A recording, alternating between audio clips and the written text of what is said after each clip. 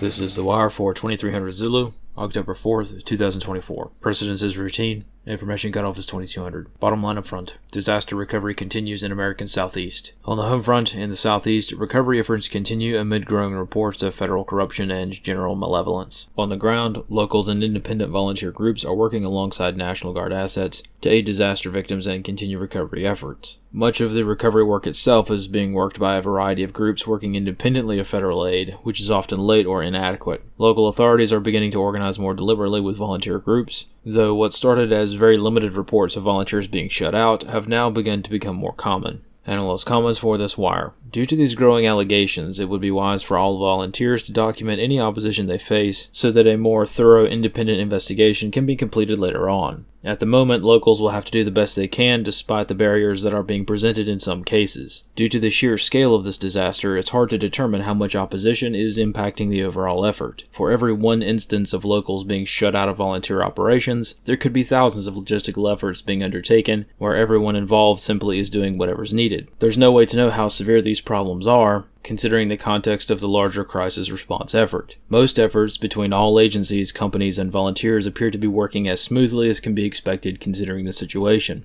Since most reports from the region come from individuals and interpersonal interactions between one person and another, individual assessments may vary. Some people have had nothing but problems and corruption, but others, even working in a similar area, have seen nothing but altruism and kindness. Tensions may temporarily flare in some situations, and minor irritations surely exist in others, but overall trends are tough to assess. However, considering the mounting concerns of opposition to aid efforts, and erring on the side of caution, it's important to remember that locals also know the terrain better than any federal resource or agency ever could, which provides an advantage to those seeking to clandestinely smuggle aid supplies into the region, if that becomes necessary at some point. This concludes The Wire for 2300 Zulu, October 4th, 2024.